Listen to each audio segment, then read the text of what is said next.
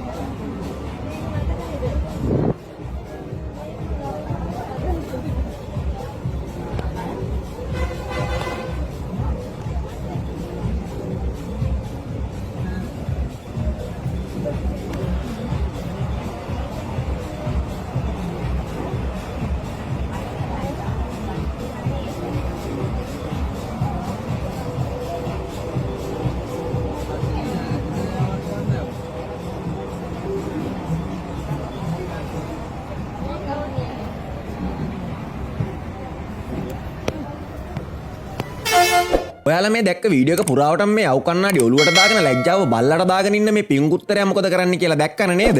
මේ වීඩියෝ කරන තරුණිය දිහා තම්බි හරක් දිහා බලනවා වගේ බලාගෙන සෙවල පෙරන් දිවි එළියට දාන් බලන් ඉන්නේ මොන තරම් ජරා විදියකටද? නිකම් මිනිස්සෙක් අපි දිහා ටිකක් වෙලා එක දිගට බලන් හිටියත් අපිට කොච්චරනම් අපහසුවක් දැනෙනවද? එහෙම එකේ උදව්වක් ඉල්ල ගන්න අහල පහල මිනිස්සෙක් වන්දි බස් එකක් ඇතුලේ මේ විදිහට දිවත් එළියට දාගෙන පෙරේතෙක් වගේ Taman දිහා බලන් ඉන්න එකෙක්ව දැක්කම අහිංසක ගෑනු දරුවෙක්ට මොන තරම් බයක් අපහසුවක් අසරණකමක් දැනෙනවද? අම්මෙක් සහෝදරියෙක් ගෑණියෙක් දුවෙක් ඉන්න මිනිස්සෙක් මේ වගේ පාහර විදියට හැසිරෙන්නේ කොහොමද? බස් එකක වෙන කවුරුත් නැති වෙලාවක තරුණියක් තනියම ඉන්නව දැක්කම එයාව ආරක්ෂා කරනව වෙනුවට මේ විදියට අපහසුතාවයට පත් කරන තරම් මේ මිනිහා මොන වගේ පරපීඩිතෙක්ද? මේ වගේ කාල්මොචල් වෙච්ච උන් ඉන්න නිසා තමයි අද අපේ රටේ ගෑනු ළමයට පාරක තොටක තනියෙන් යන්න බැරි වෙලා තියෙන්නේ. මේ වගේ ගෑනු දුවේට බලුකම් කරන උන්ගේ වීඩියෝ කොච්චරනම් අපි දැකලා තියෙනවද? ඒත් නිකමට හිතලා බලන්නකො එහෙම එකෙක්ට කොල්ලෝ සෙට් එකක් වට කරන් ගුටි දුන්න කියලා ඇරෙන්න නීතියෙන් දඬුවමක් දුන්න කියලා කවදාවත් අහලා දැකලා තියෙනවද? අපි හැමෝටම වගේ නීතිය ක්‍රියාත්මක කරන ආයතන වල ඉන්න නිලධාරීන්ටත් අම්මලා නංගිලා දුවලා ඉන්නවා වගේම නීතිය ක්‍රියාත්මක කරන ආයතන වලත් කාන්තා නිලධාරිනියෝ ඉන්නවා. ඉතින් තවම අපේ රටේ කාන්තාවන්ගේ ආරක්ෂාව තහවුරු වෙන තැනට අපේ රටේ නීති ටික සකස් කරගන්න බැරි වෙලා තියෙන එක ගැන අපි හැමෝම ලැජ්ජ වෙන්න ඕන. මේ වීඩියෝ එක රෙකෝඩ් කරුව තරුණිය ගැනත් අපි අනිවාර්යෙන් ආඩම්බර වෙන්න ඕන. මොකද